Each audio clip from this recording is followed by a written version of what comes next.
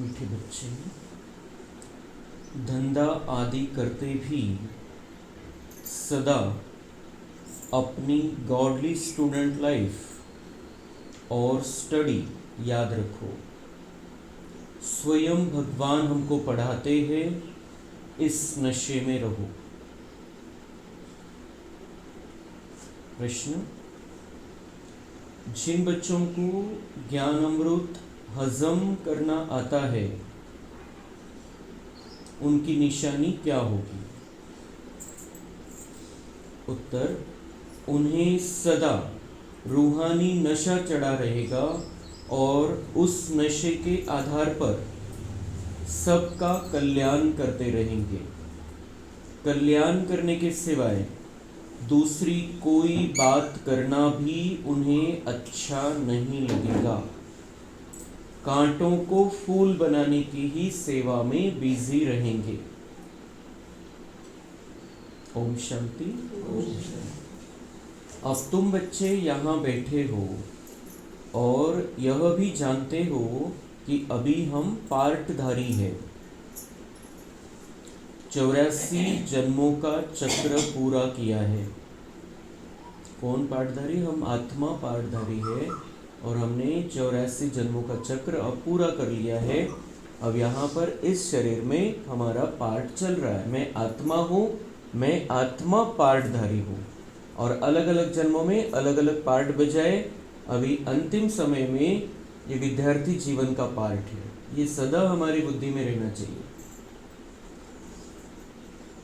जानते हो कि बाबा आया हुआ है हमको फिर से राज्य प्राप्त कराने या तमो प्रधान से सतो प्रधान बनाने। यह बातें सिवाय बाप के और कोई नहीं समझाएंगे। क्यों नहीं समझाएंगे? क्योंकि वो जानते नाही, त्यांना माहितीच नाही। म्हणून फक्त या सगळ्या ज्या गोष्टी फक्त बाबाच आपल्याला सांगू शकतो आणि जे बाबांचे बच्चे त्यांनाच या गोष्टी माहिती होतात। तुम जब यहाँ बैठते हो तो तुम जैसे स्कूल में बैठे हो। यहाँ कहाँ बैठे हैं हम? स्कूल में। स्कूल किसकी है? बाबा की। पढ़ाने वाला कौन है? निराकार शिव बाबा, जो सर्वोच्च है, जो सर्वोत्तम है, तो आपल्याला शिकवतोय। बिल्कुल हमारे बुद्धि में ये क्लियर होना चाहिए कौन मुझे सुना रहा है, ये किसके महावाक्य है। बाबा की स्कूल में हम यहाँ पर अभी बैठे हैं। बाहर हो तो स्कूल में नहीं हो, बाहर हो तो स्कूल में नहीं हो। बाहर तो कितना किचड़ा है, यहाँ पर हम स्कूल में है, इस ईश्वरीय वातावरण में बैठे हैं। बाहर का वातावरण तो स्कूल का नहीं है। स्कूल में भले ही हम नहीं है बाहर, लेकिन यहाँ का जो विद्यार्थी पने का नशा है वो बाहर सदा रहना चाहिए। जानते हो यह ऊंच से ऊंच रूहानी स्कूल है। ये आत्माओं की पाठशाला है। आत्माओं को बाबा पढ़ा रहा है। रूहानी बाप बैठ पढ़ाते हैं। पढ़ाई तो बच्चों को याद आनी चाहिए ना। बाहर स्कूल में नहीं है, पण बाबा म्हणतात विद्यार्थी काही 24 तास शाळेमध्ये थोडी असतो, पण जो चांगला विद्यार्थी त्याच्या बुद्धीमध्ये अभ्यास सदा असतो, त्याला क्लियर असते की मी विद्यार्थी आहे। तर तसं बाबा म्हणतात बाहर भले स्कूल नहीं है लेकिन पढ़ाई तो याद आनी चाहिए। यहाँ स्कूल में पढ़ते हैं और बाहर इस पढ़ाई को बुद्धि में रखना है। रोज समझाते हैं। यहाँ जब बैठते हो तो बुद्धि में स्मृति रहनी चाहिए कि हमने 84 जन्म लिए। हमने 84 जन्म लिए याच्यामध्ये सगळं आलं। सगळ्या सृष्टी चक्राचं जे रहस्य आहे ते सगळं याच्यामध्ये सामावलेलं आहे। हमने 84 जन्म लिए, इस शरीर ने 84 जन्म नहीं लिए। मुझ आत्मा का ये सफर चल रहा है। मैंने 84 जन्म लिए हैं और पहले मैंने जन्म कहाँ लिए? 8 जन्म तो सतयुग में लिए, 12 जन्म त्रेता में लिए और फिर रावण के राज्य में 63 जन्म लिए और ये अभी बाबा के पास जन्म हुआ है। इसी शरीर में रहते हुए हमारा दूसरा जन्म हुआ है। तो ये किसका है? ये सारा सफर चल रहा है आत्मा का। तो बिल्कुल क्लियर बुद्धि में रहना चाहिए और इसीलिए ये जब हमारे बुद्धि में रहता है 84 जन्मों की हमारी अपनी कहानी, तो हम जो वो पहला जन्म फिर से स्टार्ट करना है उसकी तैयारी करेंगे। अगर ये बुद्धि में ही नहीं है कि हमने 84 जन्म लिए, हमें और फिर से सतयुग में जाने का चांस है स्टार्ट में, तो ही हमारा पुरुषार्थ होगा। नहीं बुद्धि में रहेगा तो पुरुषार्थ नहीं होगा। हम विश्व के मालिक थे, देवी देवता थे, फिर पुनर्जन्म लेते लेते आकर पट पड़े हैं। कहां से कहां पहुंच गए, फिर अभी देवी देवता बनना है। भारत कितना सॉल्वेंट था, सारी स्मृती आई है। पहिला भारत कसा होता, आजचा भारत कसा आहे। आजचा भारत आता अंतिम समय म्हणून आपली ताकद दाखवतोय, पण जो सतयुगी भारत आहे, जी सुवर्ण दुनिया आहे, ती तर नाही राहिलेली। तो उस सोने की दुनिया को फिर से हमें यहाँ पर इस भारत में लाना है।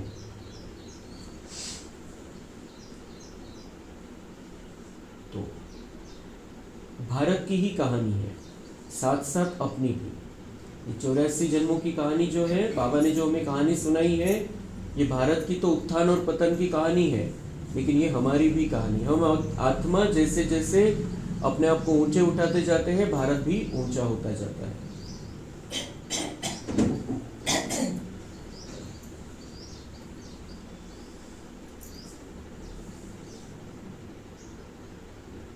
तो ये भारत की कहानी है, साथ साथ अपनी भी। अपने को फिर भूल न जाओ।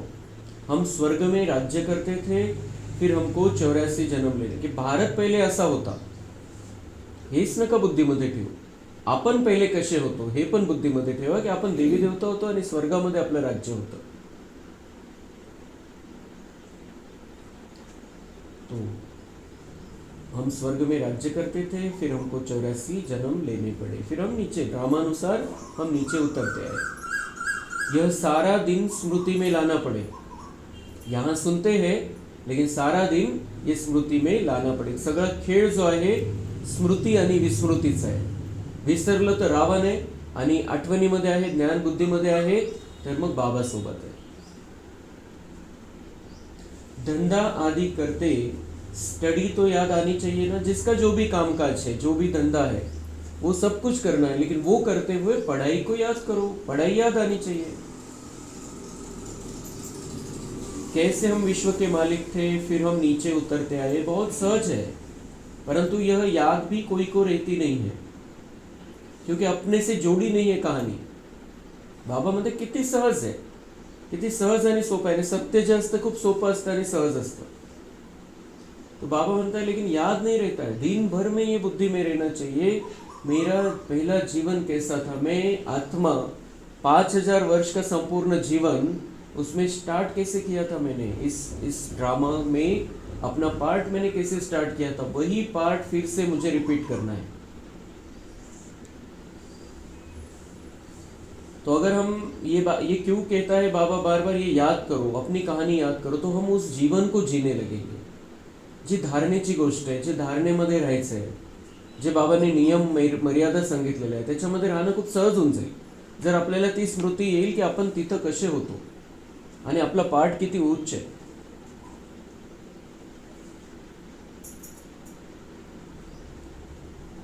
आत्मा पवित्र न होने के कारण याद खिसक जाती है।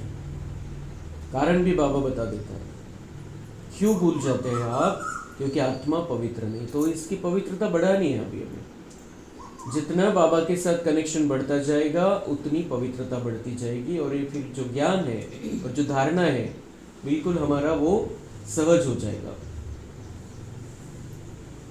हमको भगवान पढ़ाते हैं, यह याद खिसक जाती है। पहले तो काय विसरतो कि बाबा ने समझाया है, भगवान ने समझाया है। बाबा मतलब हम घर का समझ लेते हैं और इतनी वैल्यू नहीं देते। फिर वो बाबा कौन है, वो हमारे लिए तो सहज हो गया है, लेकिन वो भगवान है, ईश्वर है, अल्लाह है, गॉड है, सर्वशक्तिवान है, वो समझा रहा है। दुनिया वालों ने तो कितनी घनघोर तपस्या कर ली उसको ढूंढने के लिए, वो अभी तक उनके पहुंच से बहुत दूर है, पहचान ही नहीं पाए हैं उसको, और हम उसके घर के बन गए हैं। तर तेवढी व्हॅल्यू नाही राहत घरचं झाल्यामुळे। पण लक्षात घ्यायचं तो किती मोठा आहे, तर त्याचं महत्त्व ठेवू आपण। हम बाबा के स्टूडेंट हैं। बाबा कहते रहते हैं याद की यात्रा पर रहो, तो जो शिक्षक पढ़ाता है वो बुद्धि में रखना चाहिए। उसने क्या कहा है? याद की यात्रा पर रहो। दिन भर में कामकाज करते भी याद की यात्रा। बाप हमको पढ़ाकर यह बना रहे हैं, सारा दिन यह स्मृति आती रहे, सारा दिन यह स्मृति आती रहे। बाप ही स्मृति दिलाते हैं, यही भारत था ना, हम सो देवी देवता थे, सो अब असुर बने हैं।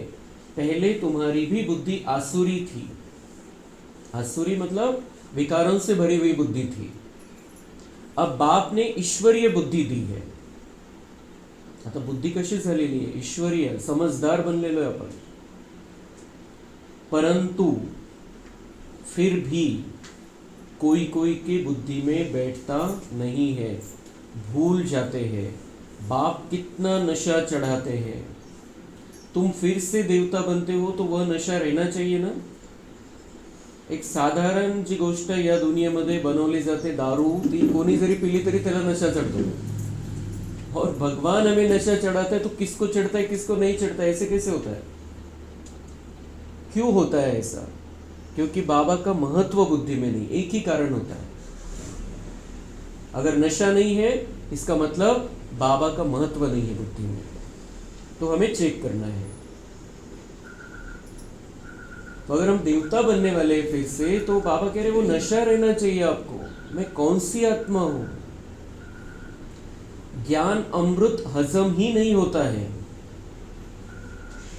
तो एक होता है, एक असतं की आपण भोजन करतोय, खूप चांगले चांगले पदार्थ आहे, जे काही भोजनामध्ये पाहिजे आपल्या, ते सगळं आपण घेतोय, की या प्रकारचे विटॅमिन पाहिजे, हे पाहिजे, ते पाहिजे, सगळं माहिती झालेलं आहे। आता कसं आपलं भोजन पाहिजे, तर भोजन कोणी खूप व्यवस्थित घेतो, पण त्याच्यामध्ये जर पचवायची ताकद नसेल तर किती चांगलं चांगलं घेऊन काय फायदा आहे? किती काजू बदाम घेतले आपण, पण ती जर पचवायची क्षमताच नाहीये, पचन शक्तीच नाहीये, तो ते काजू बादाम काय करेल? मध्ये जाऊन अजून त्रास देईल। तो पचन शक्ति को बढ़ाना है, हजम करने की शक्ति को बढ़ाना है हमें। और ये जो भोजन की बात है, भोजन हमें कैसे करना है? एक तो शरीर के लिए शुद्ध भोजन, बाबा की याद में बनाया हुआ भोजन। कहीं किसी के घर पे गए, कहीं पर प्रोग्राम है, वहां पर जाके भोजन ले लेना, तो ये ब्राह्मणपना नहीं है। हम किसी को भी ये कह सकते हैं कि हमारा व्रत है, हमको नहीं चलता है, हम नहीं खाते, कोणी सगळे स्वीकारून घेतात। तो ये भोजन की बात हमें बहुत ज्यादा बुद्धि में रखनी है। हम भोजन कैसा ले रहे हैं? भगवान की याद में बना हुआ भोजन, शुद्ध भोजन ही स्वीकार करना है। कोई बिना प्याज लहसुन का भी बाहर है, वो नहीं लेना है हमको। घर की दाल रोटी वो हमें जो शांति देगी, जो सुख देगी, आत्मा को जो ताकत देगी, वो कोई नहीं दे सकता है। तो ये भोजन की बात। और अंदर क्या भोजन लेना है, आत्मा में क्या भोजन लेना है? शुद्ध भोजन लेना है। विचार कैसे? जैसे बाबा ने कल हमें बताया, शुद्ध संकल्पों का भोजन लेना है, व्यर्थ संकल्प नहीं डालने हैं अंदर, इसको बाहर के बाहर ही कट कर देना है। मग तीसरी गोष्ट है भोजन। तो हम आत्मा ये ज्ञान रूपी भोजन रोज लेते हैं। ज्ञान मुरली हमारा भोजन है, ये आत्मा का भोजन है। तो हम बिल्कुल सभी बातें, शुद्ध बातें अंदर लेते हैं मुरली के समय। बहुत अच्छी बातें हैं, बहुत ताकत देने वाली बातें हैं, जैसे ते काजू बादाम में विटामिन से सगळं, वो सब कुछ मिल रहा है मुरली के माध्यम से, लेकिन वो पचाने की ताकत भी होनी चाहिए। तो उसको पचाना है। रुचणं वेगळी गोष्ट आहे, पचणं वेगळी गोष्ट असते। की आवडतं आपल्याला वेगळी गोष्ट आहे, पण त्याला पचवायची ताकत पाहिजे। तो जो बाबा हमें सिखाता है, ये ज्ञान को हजम करना है। और हजम करने के लिए हमारे पास क्या होना चाहिए? वो उसको जो मंथन करने की क्षमता आनी चाहिए। त्याच्यावरती विचार करायचा आहे, चिंतन करायचं आहे, मंथन करायचं आहे, वर्णन करायचं आहे, तेव्हा ते ज्ञान पचतं आपल्याला आणि ते मग ताकद देईल, आत्मा सशक्त बनत जाईल। जसं जर खूप चांगलं खाल्लेलं आहे पण त्याच्यामध्ये ती पचवायची ताकद नाही, तर रक्त बनणार नाही, ती ताकद येणार नाही आपल्यामध्ये व्यवस्थित। तर तसंच हे जे ज्ञान आपण घेतोय खूप चांगलं आहे, खूप श्रेष्ठ आहे, पण त्याला पचवायची ताकद केव्हा येईल? जेव्हा आपण बाबांवर प्रेम करतोय, निश्चय पक्का आहे, आपला पाठ पक्का माहिती आहे आपल्याला, आणि त्याच्यावरची चिंतन मंथन मनन करतोय आपण।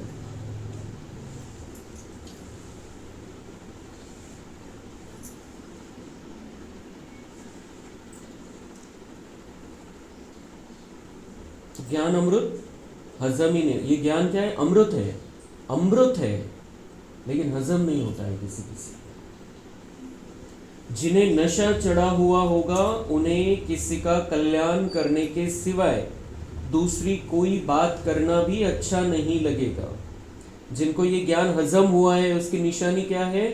कि उनको ये नशा चढ़ा हुआ होगा, ज्ञान का नशा, इस ईश्वरीय मार्ग पर हम आए हैं उसका नशा, हमारे पाठ का नशा चढ़ा हुआ होगा, और उन्हें ज्यांना हे ज्ञान पचलेलंय त्यांना बाबा म्हणताय किसी का कल्याण करने के सिवाय दूसरी कोई बात करना भी अच्छा नहीं लगेगा। कोई दूसरी बात नहीं करेंगे, कुछ चल रहा है व्यर्थ, तो बोलेंगे अभी बाबा की बातें करो, ये छोड़ो ये बातें। फूल बनाने की सेवा में ही लगे रहेंगे। दुनिया वाले तो कांटा बना रहे हैं, हमें क्या करना है? फूल बनाने की सेवा करनी है, उनको धारणाओं में चलाना है, उनको समझाना है शुद्धता की ताकत क्या होती है, शुद्धता के पवित्रता के फायदे क्या होते हैं। फूल बनाने की सेवा में ही लगे रहेंगे। हम पहले फूल थे, फिर माया ने कांटा बना दिया, अब फिर फूल बनते हैं। ऐसी ऐसी बातें अपने से करनी चाहिए। तो दूसरे के लिए भी वो सेवा पर रहेंगे और खुद से भी बातें करते रहेंगे कि मैं कांटा बन गया, तुम विकार आ गए थे मेरे अंदर, लेकिन अभी खुशबूदार फूल बनना है। अभी सबको बाबा के पास जो है वो मेरे पास लेके सबको देना है। इस नशे में रहो, तुम किसको भी समझाएंगे तो झट कोई को तीर लगेगा। भारत गार्डन ऑफ अल्लाह था, अब पतित बन गया है। ये अल्लाह का बगीचा था, भारत भगवान का बगीचा था, अब कैसे बन गया है? पतित। हम ही सारे विश्व के मालिक थे, कितनी बड़ी बात है। अभी फिर हम क्या बन गए हैं? कितना गिर गए हैं, कितना गिर गए हैं। अभी विकारों के प्रभाव में आ गए हैं। अभी हम देख रहे हैं जो भारत का प्रभाव निकल रहा है, जो ताकत दुनिया ने देखी है, लेकिन वो ऊपर की ताकत है, जो स्थूल ताकत है, हथियारों की ताकत हमारे पास है, लेकिन जो अंदर विकार जो है वो अपनी चरम सीमा पर पहुंच गए हैं। और उसी विकारों पर वार करने के लिए बाबा आया है, हमें सिखा रहा है। तो हमारे पास भी ज्ञान के शस्त्र, ज्ञान की मिसाइल्स है, उससे हमें अपने विकारों पर वार करके विकारों को खात्मा करना है, समाप्त कर देना है उनको। कितना गिर गए हैं। हमारे गिरने और चढ़ने का यह नाटक है। यह कहानी बाप बैठ सुनाते हैं, वह है झूठी, यह है सच्ची। वह सत्यनारायण की कथा सुनाते हैं, समझते थोड़ी कि हम कैसे चढ़े फिर कैसे गिरे। यह बाप ने सच्ची सत्यनारायण की कथा सुनाई है। राजाई कैसे गवाई, यह सारी है अपने ऊपर। तो ये सच्ची सत्यनारायण की कथा हम सुनते हैं। और वो क्या कहते हैं कि सत्यनारायण की कथा सुनोगे, बुद्धि में रहेगा तो कल्याण होगा, भूल जाओगे तो फिर आपका अकल्याण होगा। भूलना नहीं है कहानी को। और कहानी में क्या सुनाते हैं? बहू की, सास की, बेटे की कुछ कहानी सुनाते हैं वो। लेकिन बाबा हमें अपनी कहानी सुनाता है, सच्ची सत्यनारायण की कहानी, कि हम नर से नारायण कैसे बने, नारी से लक्ष्मी कैसे बने। ये कहानी बाबा हमें सुनाता है। और इस कहानी को सदा बुद्धि में रखते हुए हमें हमारे लिए पक्का करना है, हम गिर गए थे, अभी हमें चढ़ना है, ऊंचा उठना है। चढ़ाने के लिए, ऊंचा उठाने के लिए बाबा आया हुआ है, तो उसको अपना हाथ दे देना है, उसके साथ में रहना है, उसका हाथ पकड़ कर चलना है।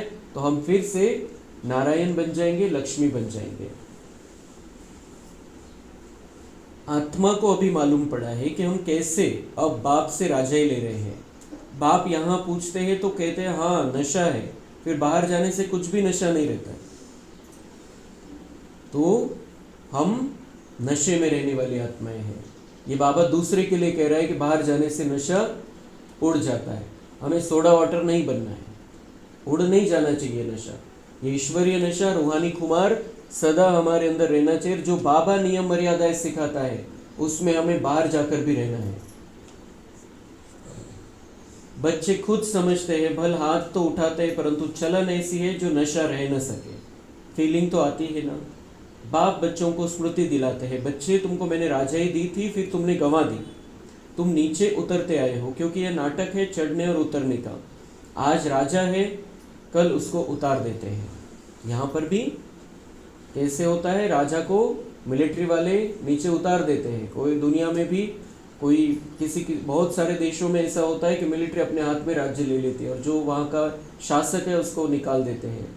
तो ऐसे ही हमें भी माया ने हाईजैक कर लिया था, माया ने अपहरण कर लिया था, हमारी राजाई माया ने छीन ली थी द्वापर में। 2500 वर्ष हो गए हैं, 63 जन्मों से माया ने हमारा राज्य छीन लिया है, अब उसको हमें वापस लेना है।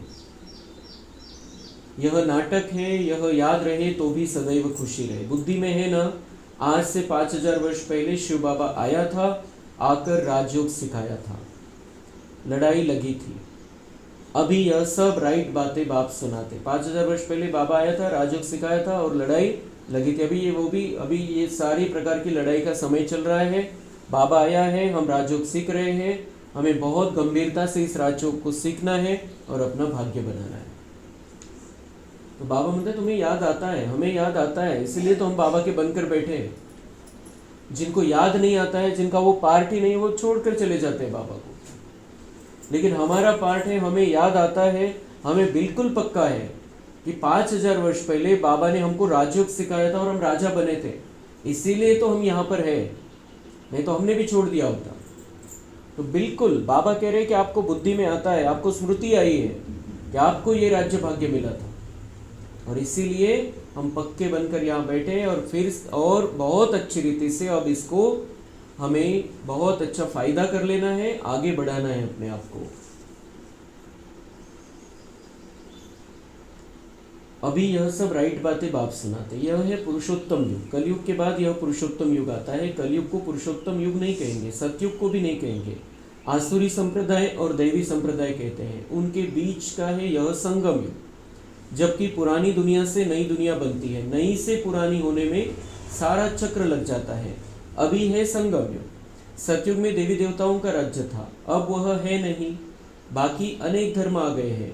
यह तुम्हारी बुद्धि में रहता है। बहुत है जो 6-8 मास 12 मास पढ़कर फिर गिर पड़ते हैं, फेल हो पड़ते हैं, भल पवित्र बनते हैं, परंतु पढ़ाई नहीं करते तो फंस पड़ते हैं।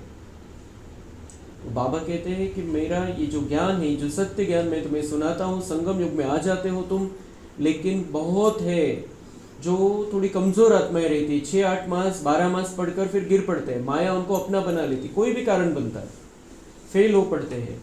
और कुछ आत्माएं भले पवित्र बनते हैं, परंतु पढ़ाई नहीं करते तो फंस पड़ते हैं। पवित्रता है, ब्रह्मचर्याचं पालन करता है, पण अभ्यास नहीं है, मुरलीचा अभ्यास नहीं है, तो बाबा म्हणते हैं माया अपना बना लेती है। क्योंकि ये माया के विरुद्ध हमारे पास सबसे बड़ा हथियार है बाबा की मुरली। जो बाबा की मुरली नहीं पढ़ते सुनते हैं, उनको माया अपना बना लेती है। ये बहुत बड़ी ढाल है, बहुत बड़ी मिसाइल है हमारे पास। माया कुछ नहीं कर सकती जो मुरली पढ़ता है, सुनता है और उस पर मंथन मनन चिंतन करता है। तो बाबा कह रहे घर में रह के भले पवित्र रहते, लेकिन पढ़ाई नहीं पढ़ते तो माया अपना बना लेती है।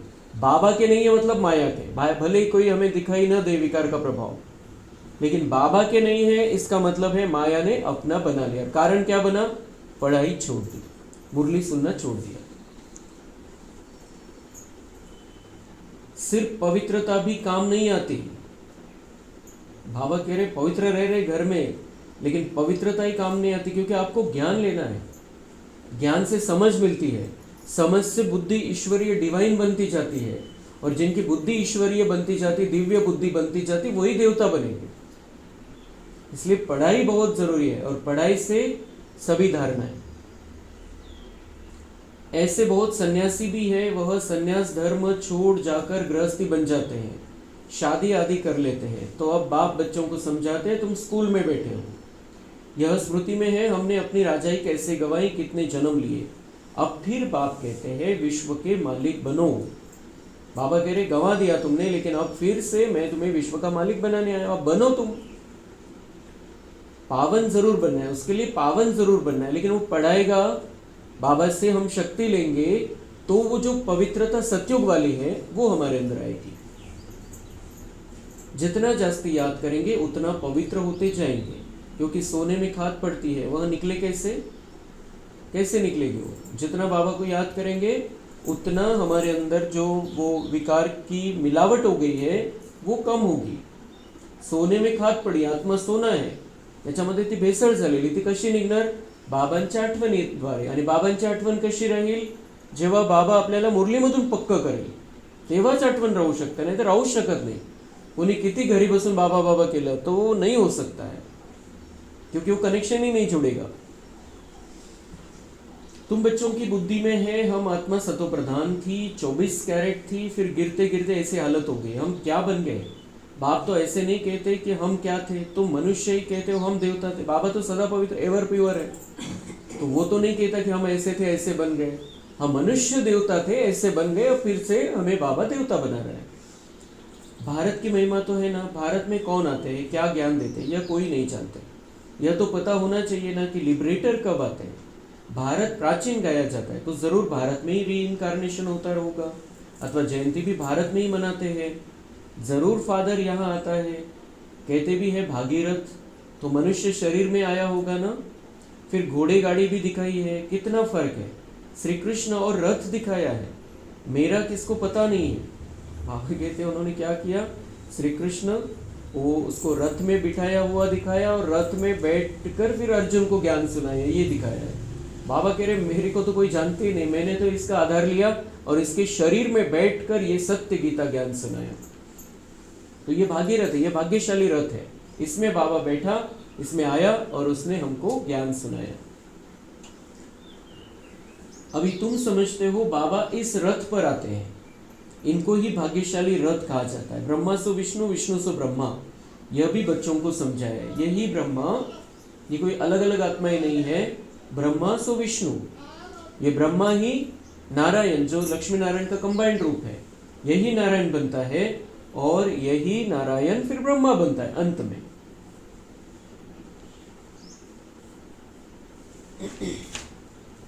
बाप सम्मुख बैठ समझाते हैं तो बहुत नशा चढ़ता है.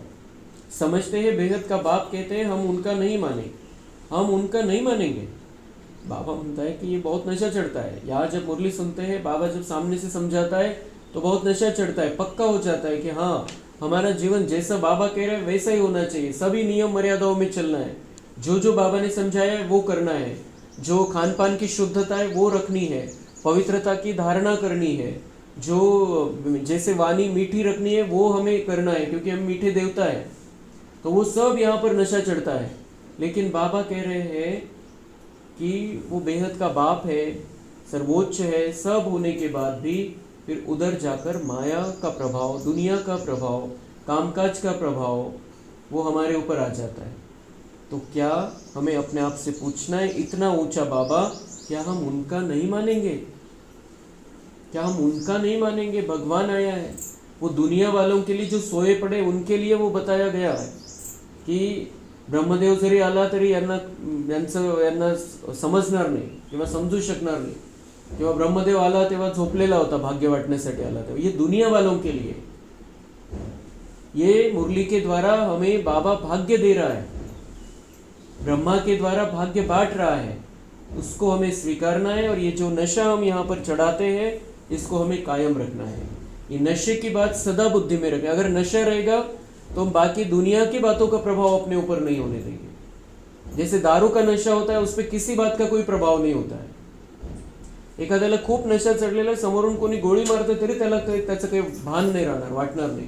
तो ऐसे हमें ऐसा ईश्वरीय नशे में रहना है जो बाहर से कोई भी विकार का प्रभाव आ जाए हम पर कोई असर न कर सके.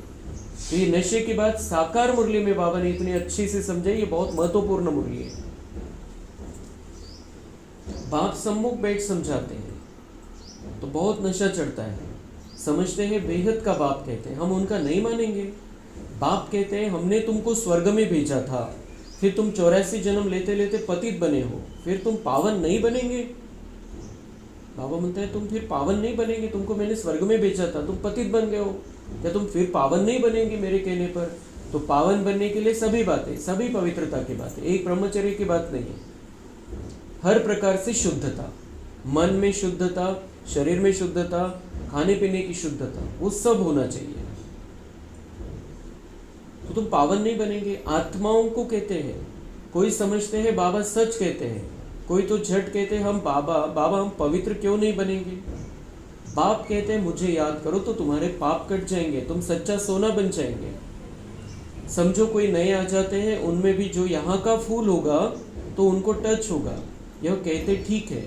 जो यहाँ का नहीं होगा तो समझेगा नहीं। जो यहाँ का होगा वही बाबा की बातों को समझे, वो सतयुग वाला है, वही बाबा की बातों को समझेगा। जो यहाँ का मतलब सतयुग का नहीं है, वो नहीं समझेगा इन बातों को।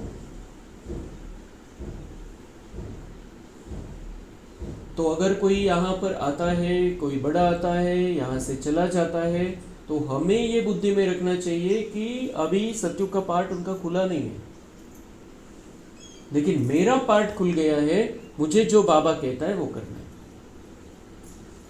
बाप कहते हैं मैं कल्प कल्प आता हूँ, तुम बच्चों को कहता हूँ यह अंतिम जन्म पवित्र बनो, यह रावण राज्य खत्म होना है। मुख्य बात है ही पावन बनने की। स्वर्ग में विष होता नहीं, स्वर्ग में विकार नहीं होते। स्वर्ग में जाना है तो यहाँ ही बिना विकारों के रहने की प्रैक्टिस करनी है। जिनकी प्रैक्टिस हो जाएगी उनको ही स्वर्ग में बाबा लेकर जाएगा। जिनकी काम विकार के बिना रहने की प्रैक्टिस हो जाएगी, जिनकी क्रोध लोभ मोह अहंकार के बिना रहने की प्रैक्टिस हो जाएगी, वही आत्माएं स्वर्ग में रहने वाली है। जिनकी प्रैक्टिस नहीं हुई उनको वहां एंट्री नहीं है। बाबा कह रहे स्वर्ग में विष होता नहीं, मतलब जिनको विष की आदत है, विकार की आदत है, उनको उनके नसीब में स्वर्ग नहीं है। यह रावण राज्य खत्म होना है। मुख्य बात ही है पावन बनने की। जब कोई आते हैं तो उनको ये समझाओ कि बाप कहते हैं अपने को आत्मा समझ, मुझ बाप को याद करो तो पावन बन जाएंगे, खाद निकल जाएगी। किसी को भी यही बातें समझाने, उस एक को याद करना है तो आपके अंदर पवित्रता आएगी, शुद्धता आएगी, और आपके अंदर जो खराबी आई है, जिनके कारण दुख होता है, वो सब निकल जाएगा।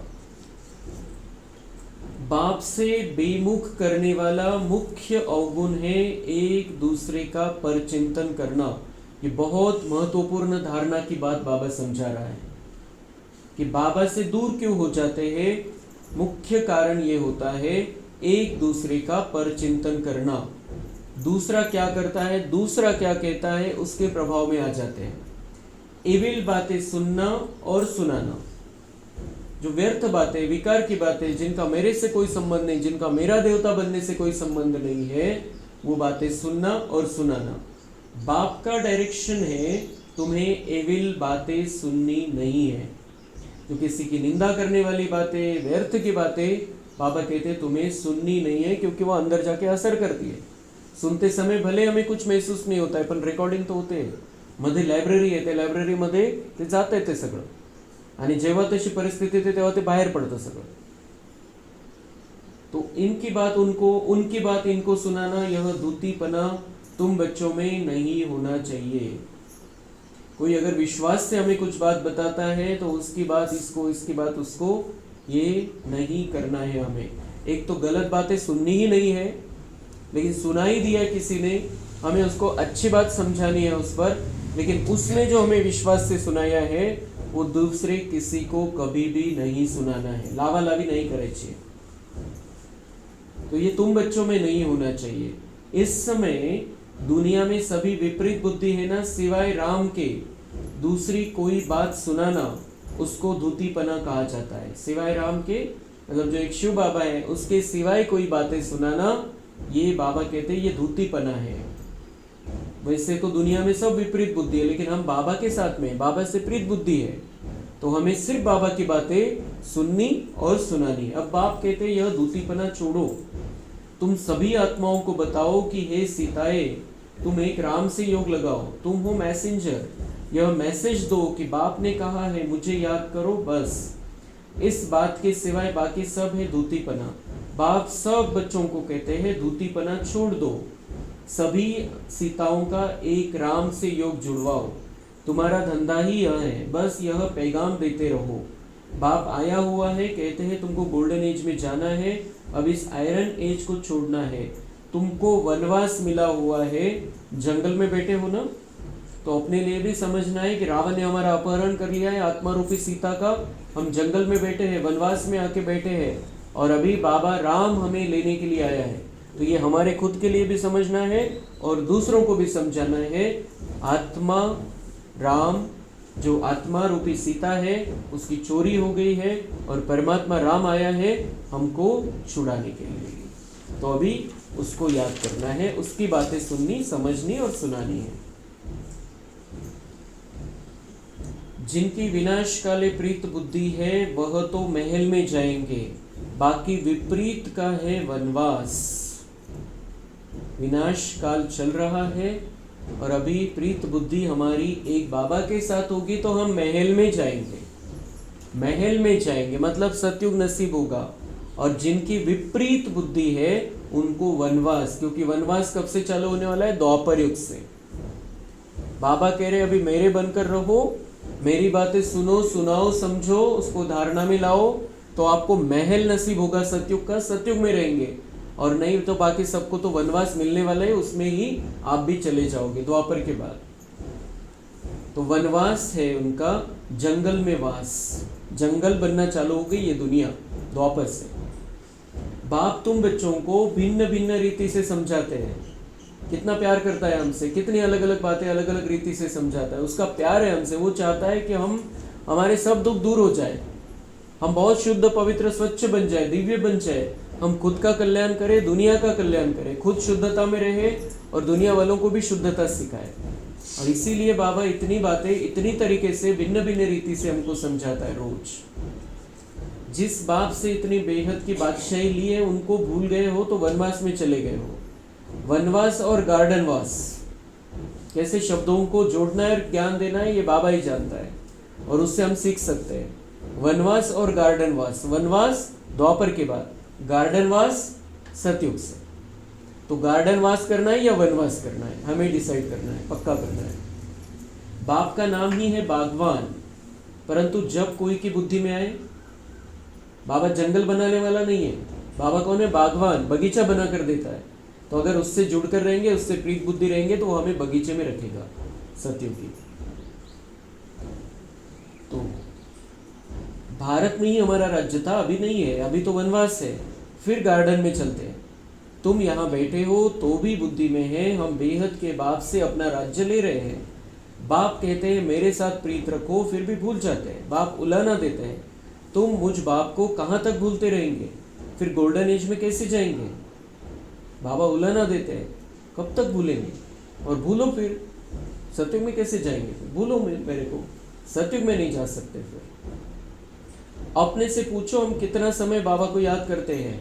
हम जैसे कि याद की अग्नि में पड़े हैं जिससे विकर्म विनाश होते हैं।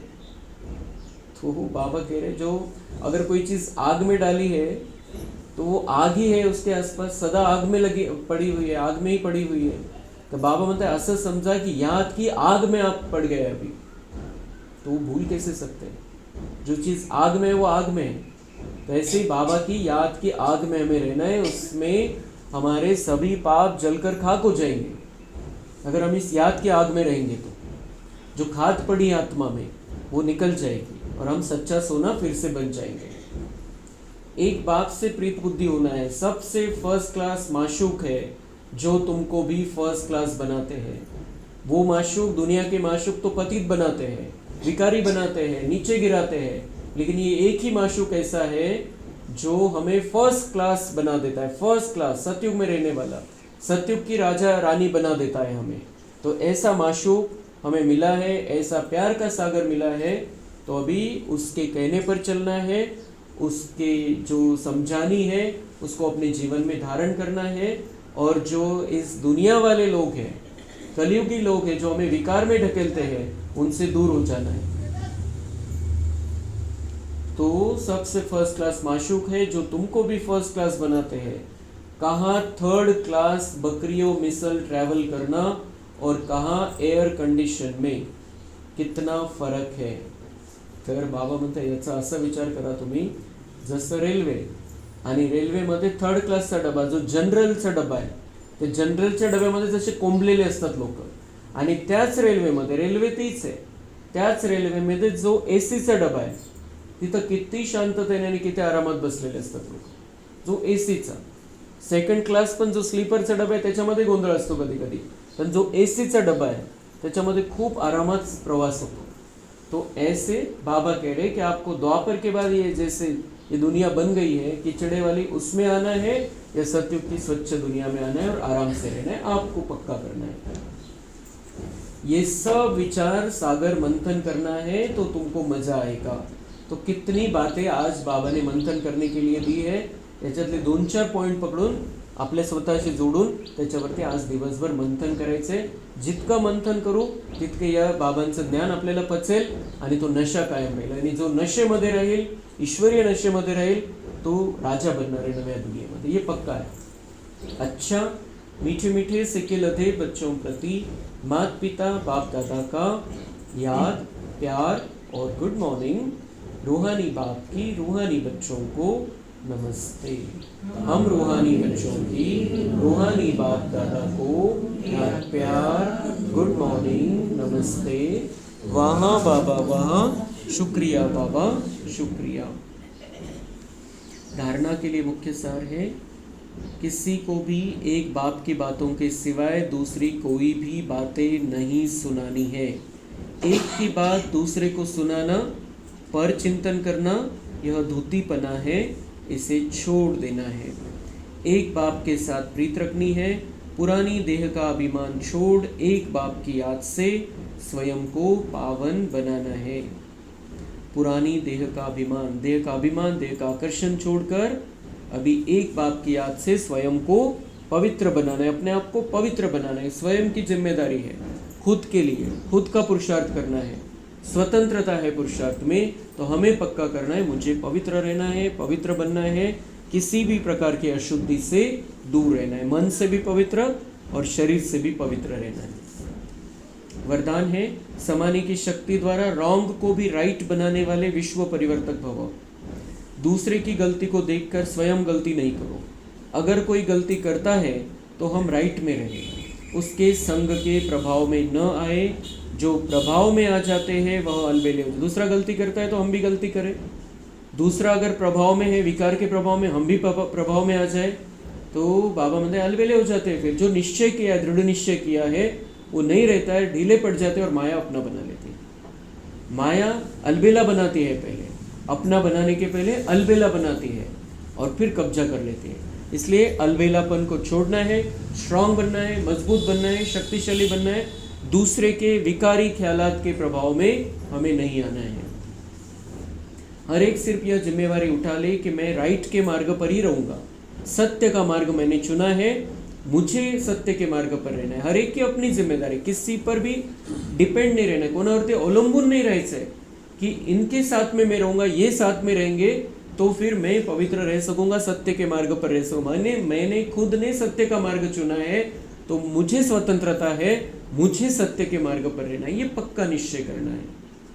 अगर दूसरा रॉन्ग करता है तो उस समय समाने की शक्ति यूज करो।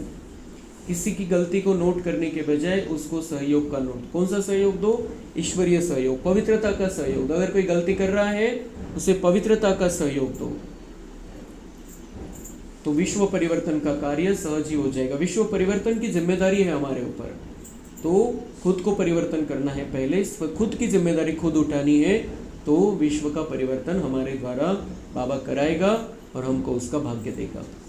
स्लोगन है, निरंतर योगी बनना है तो हद के मैं और मेरेपन को बेहद में परिवर्तन करो। मैं याद आए तो मैं कौन हूँ? मैं आत्मा हूँ, और मेरा कौन है? बाबा।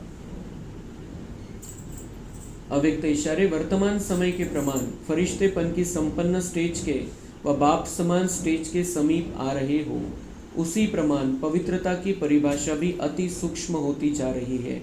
सिर्फ ब्रह्मचारी बनना ही पवित्रता नहीं, लेकिन ब्रह्मचारी के साथ ब्रह्मा बाप के हर कर्म रूपी कदम पर कदम रखने वाले ब्रह्मचारी बनो। फरिश्तापन आप धारण करते जा रहे हो, लाइट स्थिति होती जा रही है, लेकिन इसके साथ साथ बाबा कह रहे हैं कि पवित्रता को सूक्ष्मता से धारण करो। हर प्रकार की पवित्रता, सिर्फ ब्रह्मचर्य का पालन करना ये नहीं, लेकिन ब्रह्मा ने जैसा आचरण किया, जैसे उनके जीवन में शुद्धता थी, उनके विचारों में शुद्धता थी, उनके खान पान में शुद्धता थी, वैसी शुद्धता हमें अपने में लानी है। अपने आप को पक्का निश्चय कराना है। जो भी कुछ हुआ है आज तक उसको अभी बाबा को अर्पण कर देना है, यहाँ से आगे दृढ़ निश्चय करना है, प्रतिज्ञा करनी है। अच्छा, ओम शांति।